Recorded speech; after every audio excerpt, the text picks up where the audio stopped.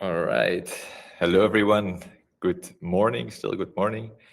And welcome to the webinar, our second from me and Clarissa. Happy that you joined already. We see a lot of people still entering the room. Very nice. We will still wait, let's say 1 minute. Maybe we can reach the 200 and then we can start ahead. Because again, we have a lot to say. We have a lot to show you. And we hope, of course, we can do it all within our time frame. Right.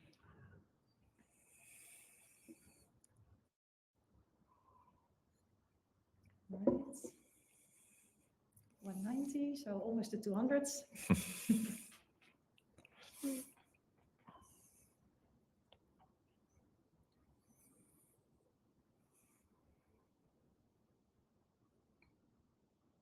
Right, still counting. But let's see. Let's start. People can still join during the session. We do the first intro, of course, and then we have still room for entering some more people. All right. So as you know, me and Clarissa are from IO. We're doing a webinar live from Antwerp. We're a leading digital agency. And yeah, working with a lot of experts, colleagues, working different campuses, different countries, a lot of different industries, and we actually offer more than 100 services. Yeah, those of you who know me from the past webinar, my name is Jens. I'm a head of SEO within IO Belgium, and of course, 10 years of experience. And yeah, I have my colleague Clarissa next to me. Yes, hi everyone. So I'm Clarissa. I'm head of SEO for IO, the Netherlands. Normally I'm based in Amsterdam and I'm 15 years in SEO and now also in GEO. So I'm looking forward to share with you all our insights that we now have on GEO. All right. So as you know, within a webinar, you can drop all your questions in the chat. So we come back to them in the Q&A at the end of the webinar. The recording of the webinar will be shared through email. If you really want the slides, you can they can be shared on request. So please reach out so we can share them with you. And as a bonus, you can also receive our GEO checklist to have an idea about how we tackle and look for issues. All right, about last year. So for those of you who also joined our webinar in June 2025, you could see that we talked about, of course, a new way of searching that people are searching now, definitely also through AI tools like ChatGPT. We already saw there was a huge impact on zero-click searches. So a lot of AI overviews were there. So the SERP features were leading the zero-click searches.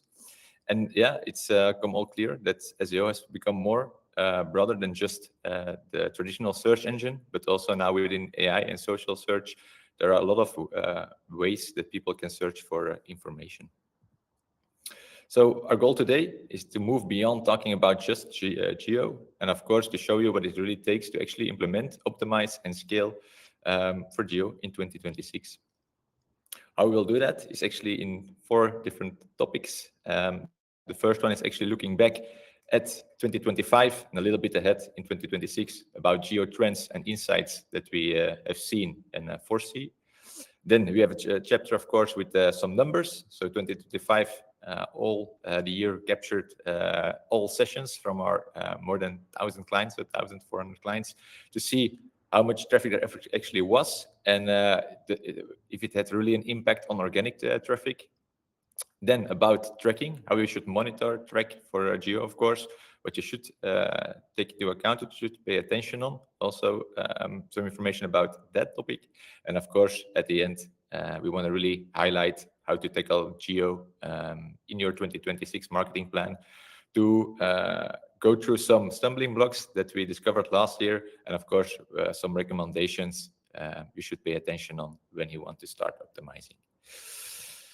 So yeah, let's Clarissa, let's go with the first part, looking back at some trends and data. Yes. Great. Yeah. So we first start with looking back a little bit to the past year because a lot has happened. So we did our first GEO webinar in June 2025. So already some months ago. And during that time, already a lot of changes happened and we saw many updates and things that we learned. So I want to take you through that a little bit more. So yeah, if we look back 1 year, we are 1 year further, and yeah, of course we learned a lot, but we also see that many of our clients are still seeing having the same worries. So what they see is their organic traffic is even declining more, even though their impressions have been going up.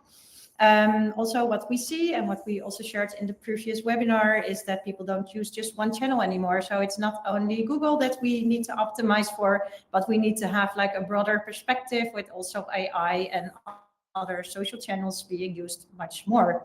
Yeah, also many clients of us already did a geo benchmark, so they already did some research on how they are performing within AI search. But yeah, some of them noticed, of course, that they are not cited or not referred to in brand within the AI answers.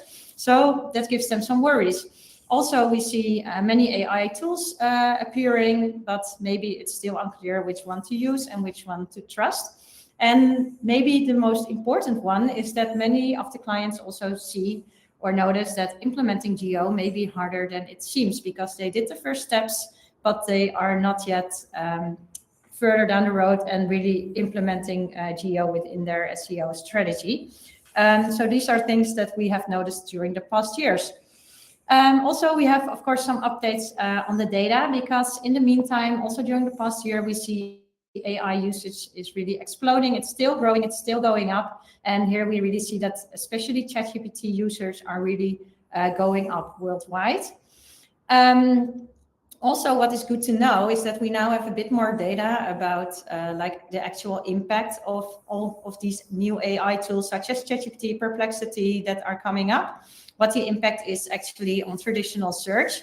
And what we see in this graph is actually that what we see is that AI tool visits are growing, but they are not really having a negative impact on traditional search. So traditional search channels such as Google, Bing, Yahoo are still being used. And yeah, there is a small decline in the total visits that they have, but it's not that big as you can see here. Also, when we compare to Google, when we really look at the daily searches, so really when in this graph, we really look at like the prompts that are really search driven and that really have like a search intent where people are really asking questions and searching for stuff. Then we see here actually that within the search market, Google is still the biggest and ChatGPT is not taking over this market. So there has been some change because during our last webinar, we also showed this graph and it was still 370 times bigger and now it's 210. So there has been some change. ChatGPT is getting some market share, but still Google is by far the biggest when we really look at the search market. Yeah, and also this image is an important one because this is probably something that you recognize when you would look in Google Search Console. You really see that, yeah, Google is still the biggest, but the traffic from Google is actually declining.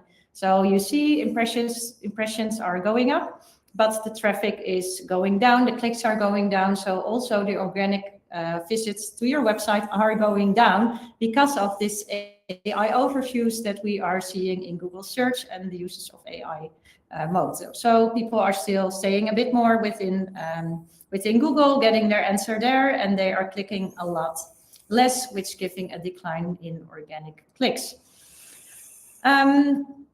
All right, I also want to share some updates on what we saw happening within the AI search market space, because of course we didn't just see some changes in the data, but we also saw some updates from the AI providers that we have. So one of the biggest changes is that Google AI mode has rolled out further. So last year it was a bit new, so it was just released. And after that, we really saw from July on that Google has actually rolled out this AI mode a bit further. And this is actually the AI functionality or AI chat agent from Google. So what we saw is, for example, when you go to Google now, you see the AI mode button is really integrated within the search bar, and you can also upload image and upload files in there. And we have this now in more and more countries, so even 180 countries were added in August. So almost in most of the countries we now can use this AI mode functionality. Also, what we have seen is that there has been some really big updates when it comes to shopping and e-commerce. So here we see an image of shopping within Google AI mode.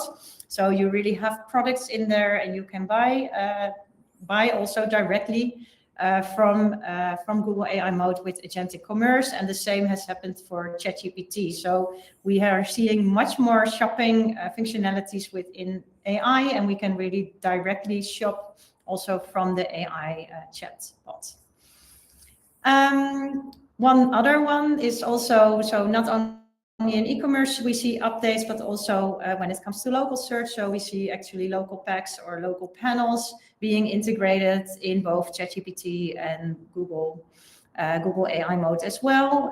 So here also for local search, there has been some changes which really has an impact, of course, on any retail company that has physical store locations, hospitality, restaurants, hotels, and the beauty industry that are really dependent on local search or Google Maps searches, for example.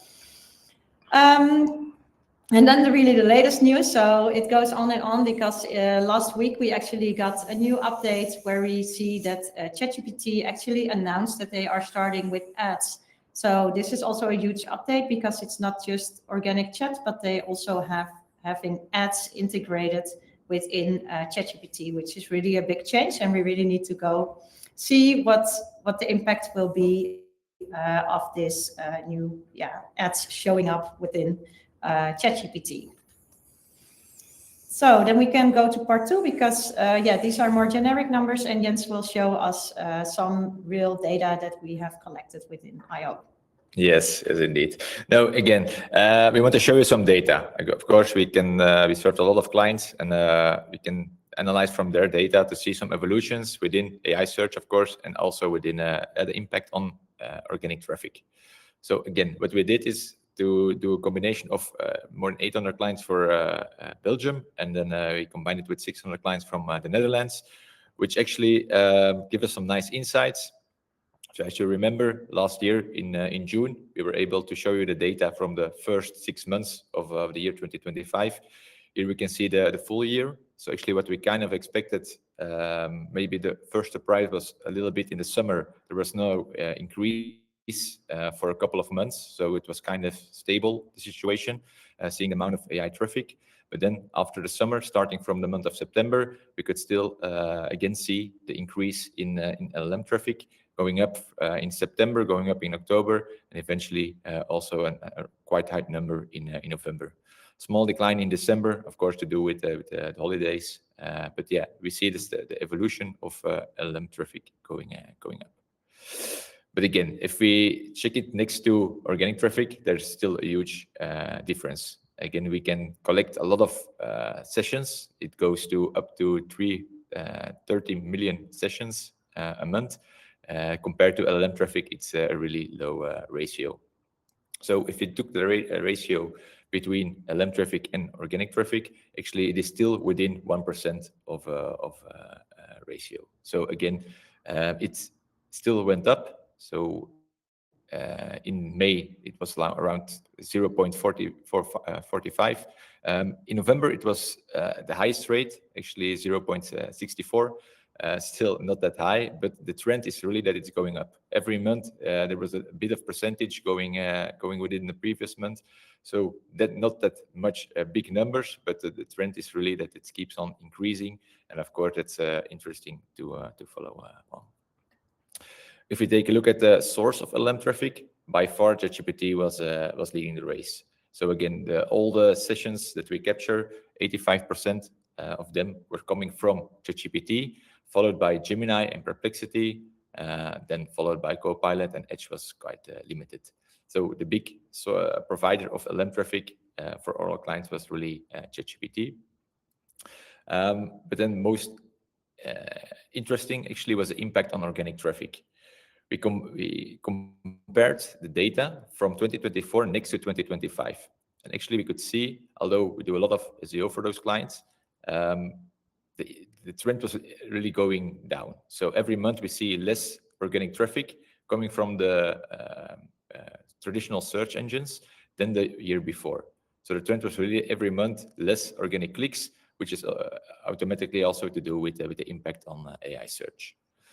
So in total, if we combined all the data from organic traffic in 2024 next to 2025, we could see a decline of 7.8% of organic traffic. So still a lot of organic traffic going on, still leading the race by far. But yeah, we see an impact from the AI search on organic traffic, of course, because a lot of information is already given within AI overviews or within those AI search tools. Now, to give you an overview of the kind of data we actually analyzed, so a lot of clients, in total was 1 billion sessions captured. For those AI sessions were 1,025,000, which is 0.12% of the sessions. If we take a look at the organic sessions, 30% was responsible for there, and then of course followed by 70% of other sessions, which includes of course direct traffic, paid traffic, email traffic, other referral traffic, so a lot of information. Also, the data includes, for instance, apps. So apps is almost every time direct. So please be aware, normally organic is still the big source of information. And then if we compare AI within organic search, of course, we see an average of 0.41% of LM traffic compared to organic traffic. So yeah, we are very lucky to be able to analyze a lot of data to see the impact really on several sources. And yeah, this gives us, of course, a nice overview of these trends.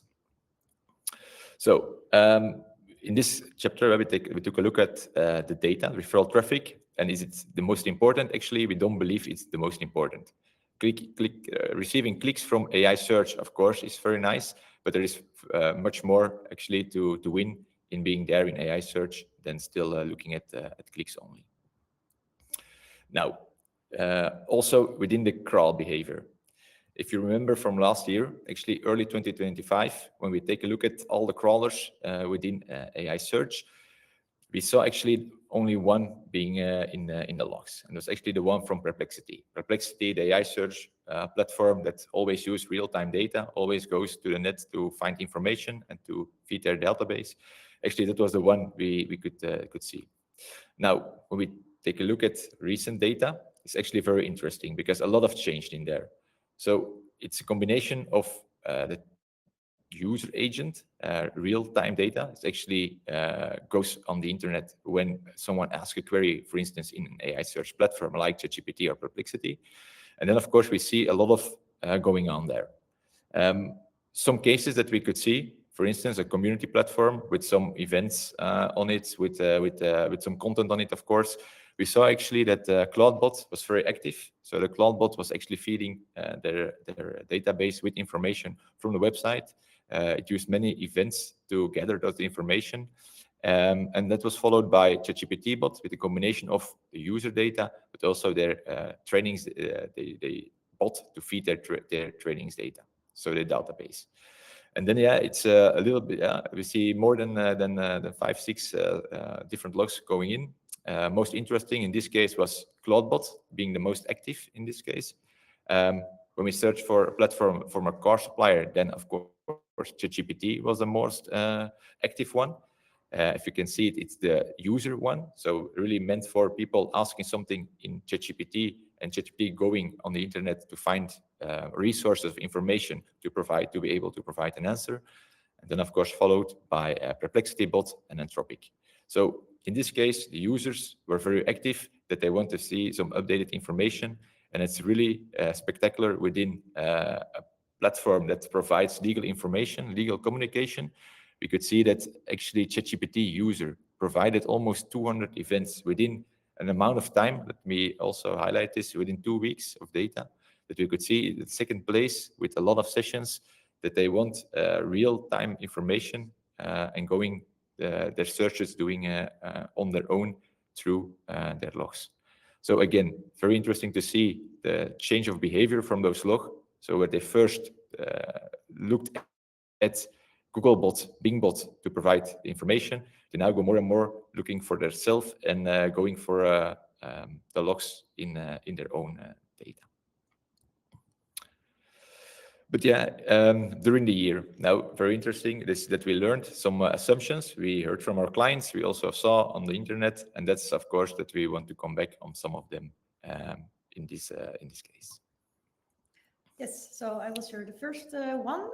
One of the assumptions that we have seen and read a lot on many websites as an advice, and that was already also advised a lot, especially last year, was that content must be chunked to show in AI search. And being chunked, it means really that you really need to cut up your content and put it in really small blocks so that the AI can understand and read it. So this is a common advice that we hear a lot happening lately. But yeah, now we know that this is not really a thing. So we do not really need to chunk our content, because maybe even if it would help for the AI, it would really not help for your normal content that is actually working very well within Google search. So we do not need to chunk the content. This is also something that Dennis Sullivan said when you see the article on the right. So no, chunk optimization is not necessary or is overrated, as a search said. As which one is it? Well, doesn't really matter. So that we read. Also the next one. So we have also a lot of assumptions about the structured data, and heard many questions about that also from our clients. So some companies would say that structured data is not necessary and not important for LLMs. This is something that we heard a lot, but it's not really true. So we now know more. There's been done a lot more research on this part. And what we learned is that actually LLMs do use structured data. So they do not use it in their training. So when they are training, they won't use the structured data, but when they are searching within their search operator, they will actually use it, and it will also help to have your content being interpreted better and understood better by the LLM. So what we really advise is do use structured data to help the LLM understand your content better. And of course, it's also beneficial for normal SEO as well. Yeah, here we also see a bit more an image from Search Engine Journal, which really shows a bit more about that the page with structured data actually is interpreted better when we have structured data in there. So there has been a real research on this part, and really shows that if the data isn't structured, it's it will be just read a little bit less well. So yeah, we advise to include the structured data within your website to perform a little bit better within AI and of course regular SEO. And then the third one that I want to highlight is that we also heard a lot is that link building is dead within the AI era, and we do not need to use link building anymore. So here also has some research as well.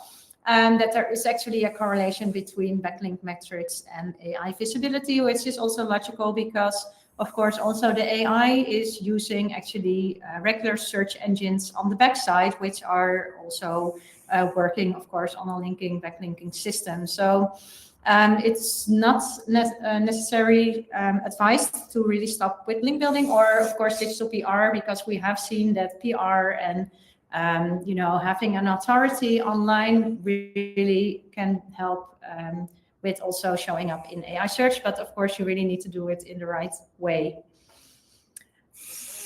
Yeah, and then a very popular one as well was about the LLMs.txt. A lot of going on there, definitely on the internet. Is it used? Is it not used? Do we need to create one yet, or is it not there anymore?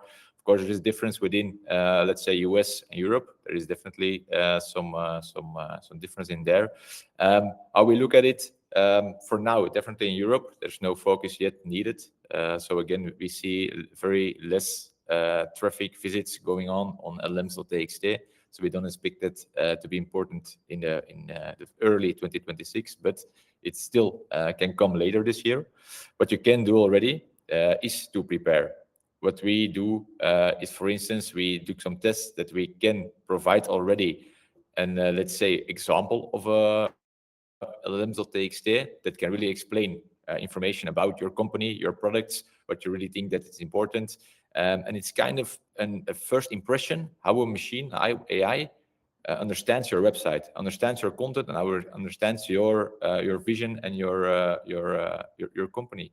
So again, it could be very useful to already invest in this, that you have an idea and you can work on it to make sure when it comes later this year or next year, that you are prepared and have a well summarized document about your company. And then, favorite one from our side is, of course, that we hear a lot, like, is GEO is the new SEO? So it's really replacing, or is it the same? It's we heard a lot of it. So we talked a lot about it. Actually, we had a good friend of ours, John Muller from Google himself. No, it's not really a friend, but of course, he's very well known within the SEO industry. But he kind of confirms that good SEO is also a good GEO. Or if you can name it all other ways. We heard also a lot of synonyms about it. But it's beneficial. But it's actually not only about doing SEO, but again, there is much more going on there, but we'll come back to that later in our last chapter. All right, and then in part 3, we're gonna talk a little bit about AI tracking, what you can measure. So Clarissa.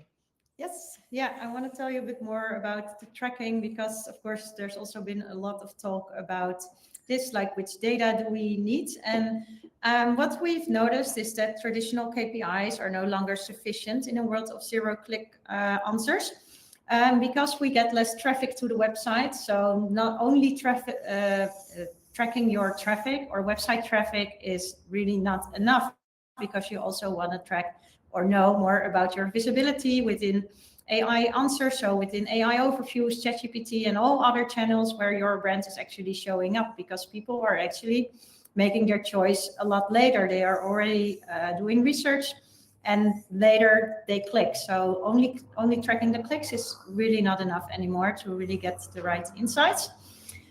So there are some new metrics that are important. For example, citation frequency, share of voice, brand sentiment, response accuracy. AI referral traffic is, of course, also important one to now add to your GA4 or other reporting tool that you have.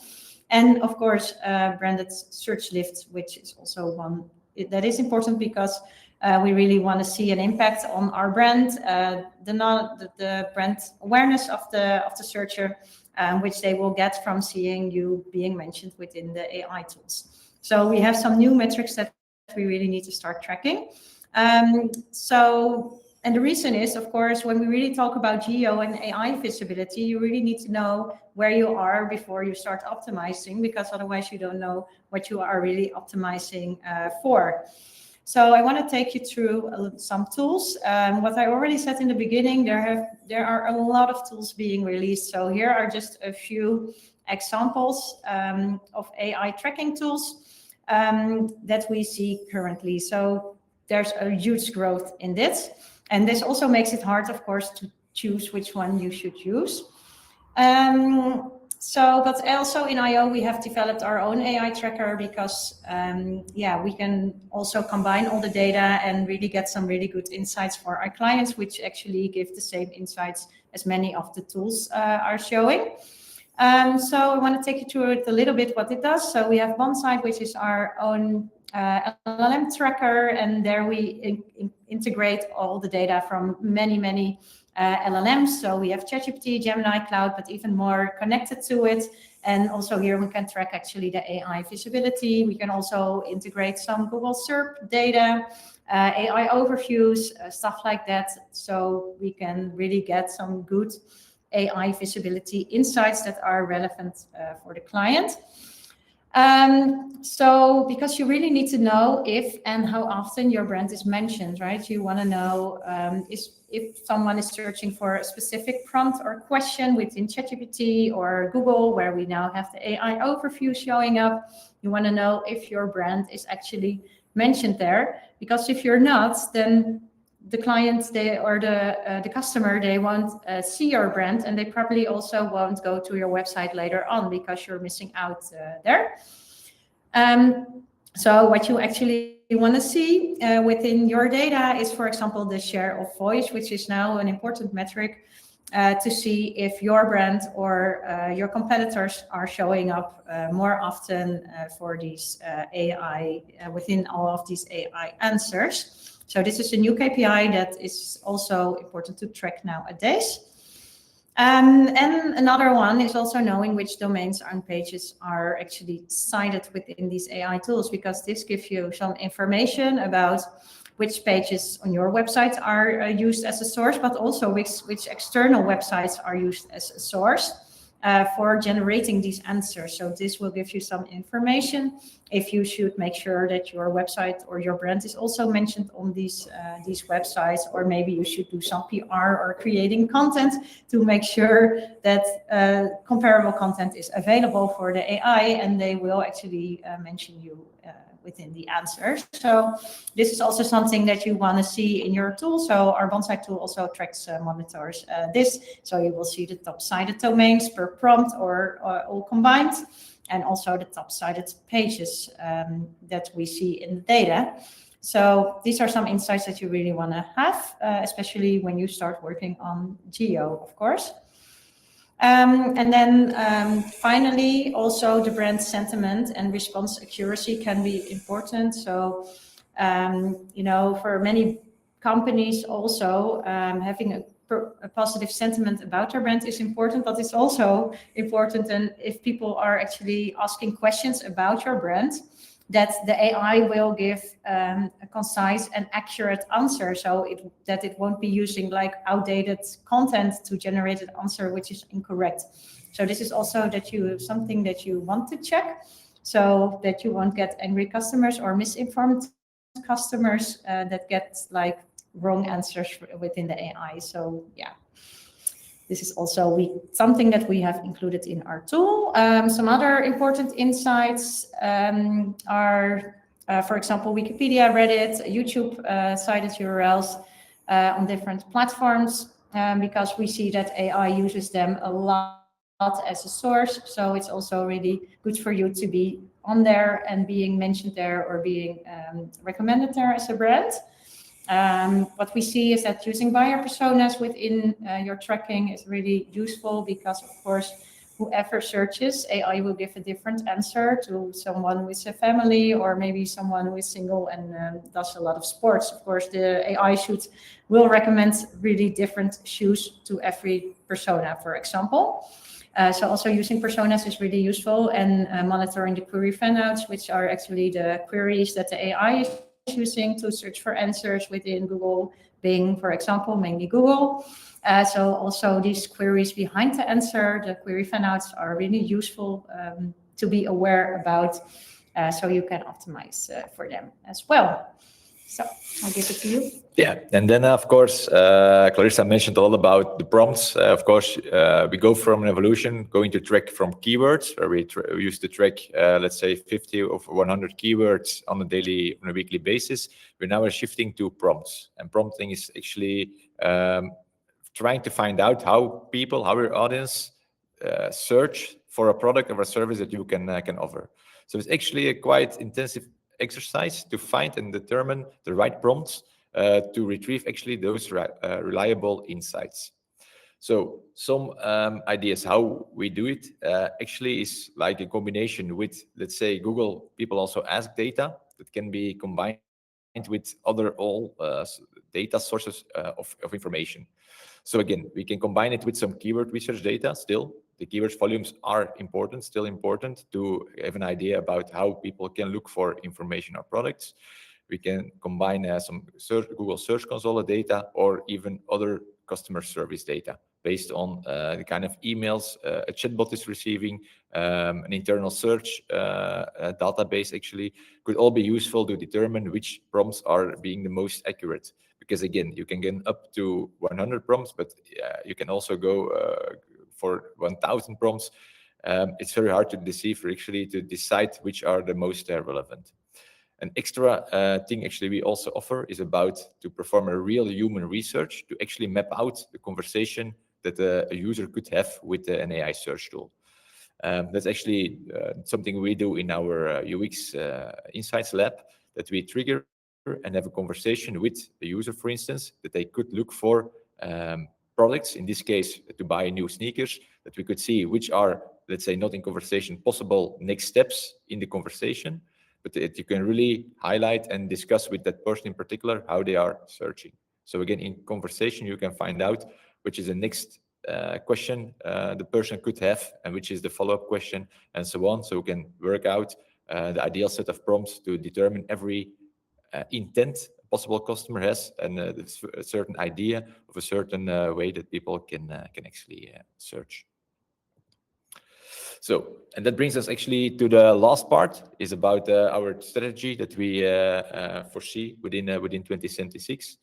And actually what we learned, definitely in 2025, that we were able, and that we could provide some information for a lot of clients of ours, that we could do, let's say, an audit, that we could do a benchmark to discover already and a lot of information being seen as a starting point actually to go invest in GEO.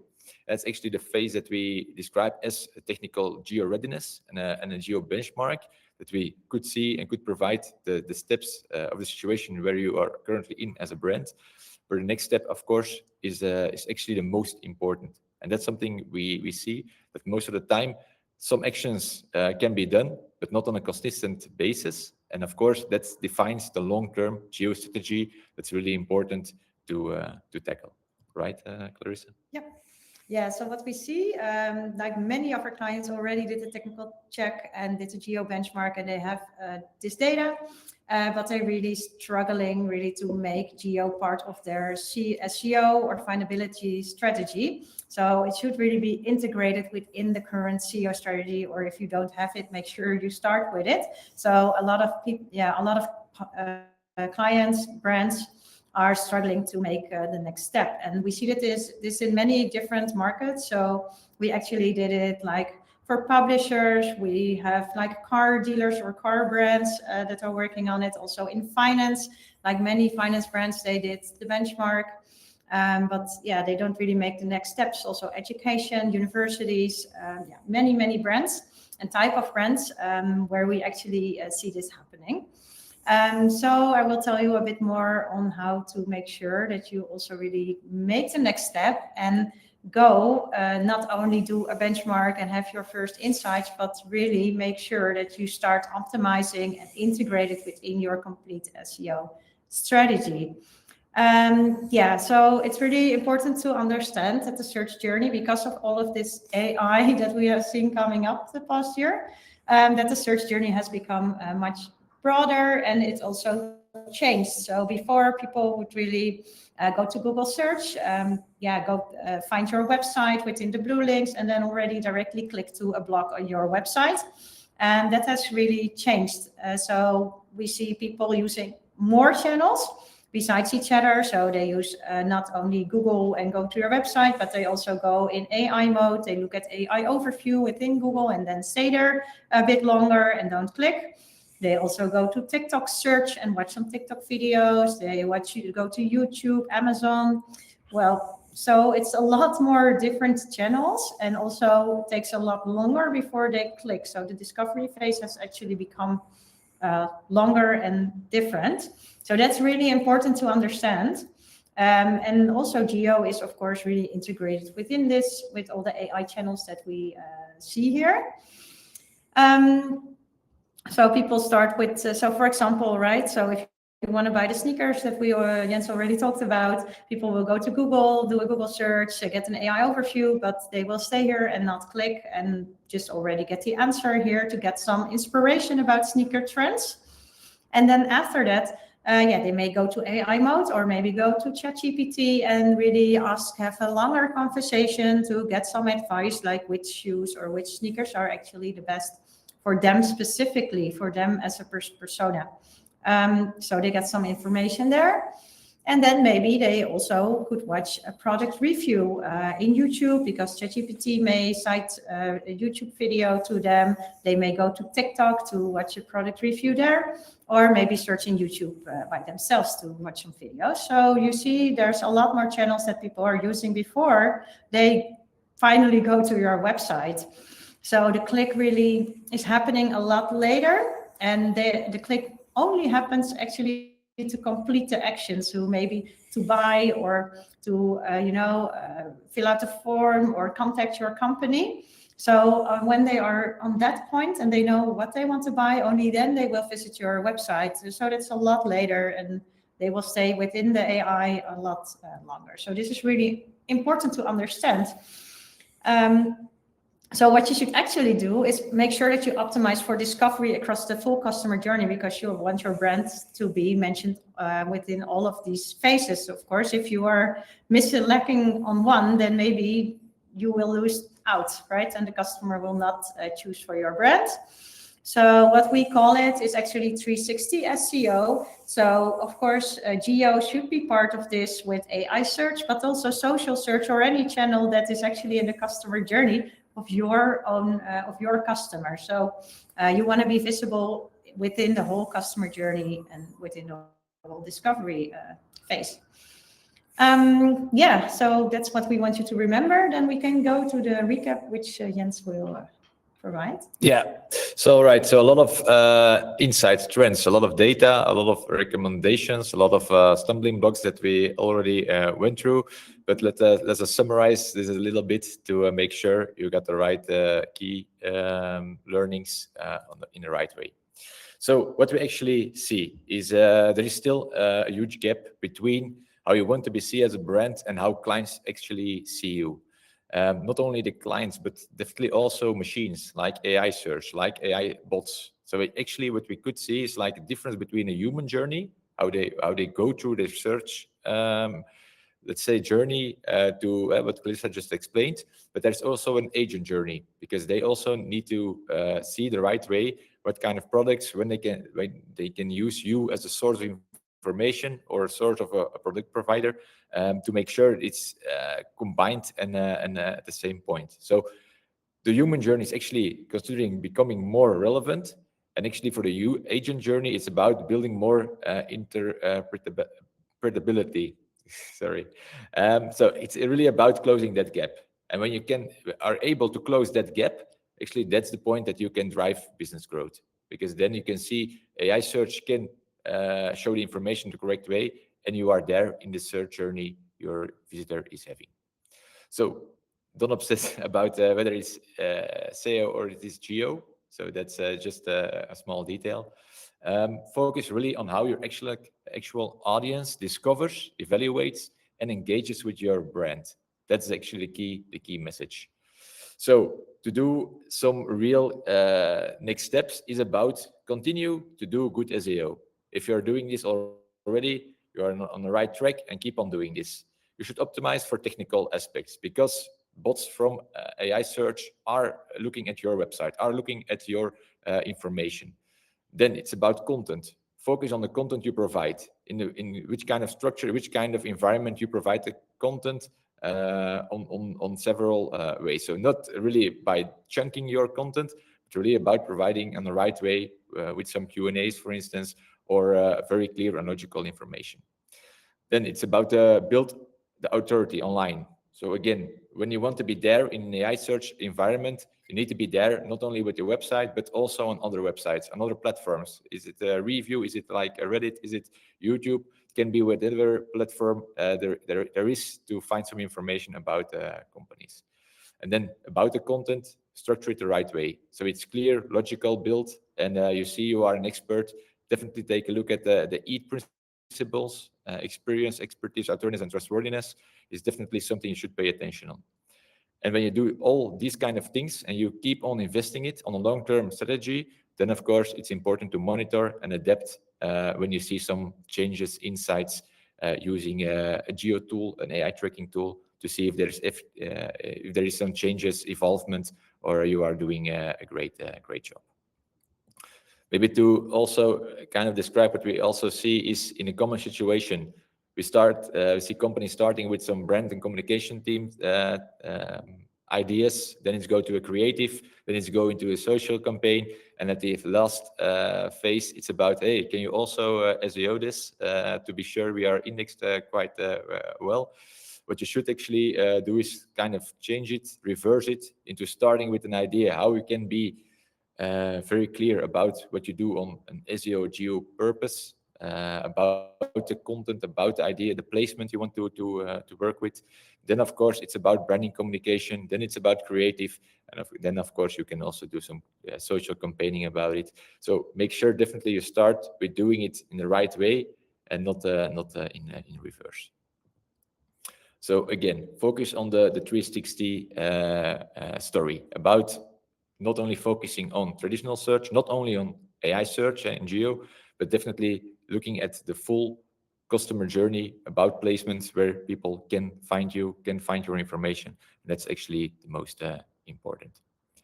So to really summarize, the 4 key insights for today is that AI search is really evolving at high speed. So we see a lot of changement going in OpenAI, Perplexity, and Google, of course. So again, new features, agents, shopping experience, agentic. So a lot is going on, and still a lot will be going on in 2026. We see AI-driven traffic keeps on growing. So the overall share is still limited, but it still keeps on improving. It's not the most important thing, but the more you receive, of course, is still beneficial to make sure you're also in those AI platforms. So about monitoring your AI visibility, that's definitely something we recommend. You had a first idea when you do a benchmark, you have a one-off situation analysis, but again, do it on a continuous base, that you can still see if you are improving in your visibility, if you are being cited more or less when you create content. Are you being cited in a platform? Which platform is citing you? That's all very important information to work with. And of course, don't look at GEO as a single silo thing. It's not about just doing GEO or SEO. It's about really implementing it into a findability strategy, that you can combine everything to be on multiple platforms, not only within AI search, not only Google, but really in every possible platform that your audience is. So I hope you can learn definitely from these insights, that you are able to convert them into real actions. But of course, we also want to highlight that we have kind of experience in this, and of course that we can definitely help you to build this journey, to create it, to guide it, to coach it, to whatever you need. And of course, that's our main message also for today, right? Yes. Good. So yeah, we still have a few more minutes left for some questions. So yeah, we hope you learned a lot. We already saw some questions coming in during the presentation, so we find some that we can already answer. If you have some other questions, you can also now put them in the chat, and we see how many we can answer. We still have like 5 to 10 minutes to answer some of the questions. You have one, Jens, maybe that we can do? Yeah, let us start with the very practical one. It was a question about, when we talk about Google, of course, is it also including AI modes or Google? Yeah, when we talk about Google, of course, when we talk about organic traffic, it's just the traditional traffic we see when people are clicking through a link within the Google platform. It's different than, of course, AI mode. And we don't have AI mode data within, for instance, Google Search Console. It's not separated yet. It's normally will come within this year. But really, when we talk about organic traffic, it's considered the clicks. When we talk about AI traffic, let's say Google AI is also in that pool. So all about LLM traffic considers traffic from ChatGPT, from Perplexity, or from AI mode. That's all is considered as AI traffic. Good. Yeah, maybe I take one question. Yeah. I saw this question. Some people call it AEO, some call it GEO. What is really the difference besides if we look at these two? So AEO, it stands actually for answer engine optimization. That's how it's originated. I also see someone saying it's artificial engine optimization. Of course, you can give it any name that you want. But before we had like answer engine optimization, which really is focused on answering answers, and GEO really stands for Generative Engine Optimization, so optimizing for generative search. Well, in the end, it's all kind of the same and meaning the same. So what we are actually doing is making sure that we are optimizing for the questions that people have. So like we said in the end, don't really obsess about all of these acronyms that we are seeing, but more focus on where your customer is and make sure that you are visible there. So we use GEO and SEO mainly, but yeah, you can use whatever you like. Yeah. All right. I see some questions about the monitoring, about the tool. So actually, indeed, there are a lot of tools. Like Larissa mentioned, there are a lot of tools on the market. Still, they are really developing their system. So to be able to give you the best solution, there is not, because actually you should test it on your own. That's our best advice. We did it the same way. So like, we created our own tool, but next to our tool, we also tested some other tools because they are really into the moment. They're really evolving. They're really investing in producing a lot of informational data to be able to combine prompts with buyer personas, with different LLMs, with cited domains and topics and so on. So what we could recommend is actually to do some testing on your own, of course. I think some of the tools we tested were, of course, about SEMrush, Peak, about PromptWatch. We're definitely giving a lot of good results. And yeah, we actually combined it next to our own tool, where we could very easily track and monitor prompts at our own pace, at our own, of course, system. And this actually gives us a lot of information that we can look for information very detailed. And that's up to you how much information actually you want to see. Is it really in deep dive? Then you should invest a little bit more. If it's okay to be just high level information to see about being there in AI search, yeah, you can just invest in a lower pricing model that is cheaper, for instance, than a very expensive one. So no, that's our advice. Test it a little bit on your own. We can definitely take a look at it if you want, but a lot of it on the market and very interesting stuff. Right.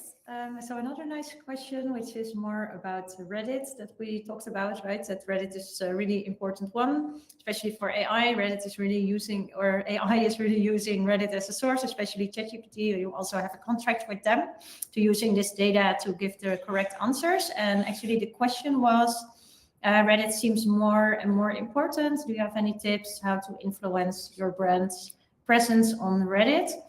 So how to do this is actually to really work on it actively. So what we do with clients, for which we see that Reddit is actually really an important source.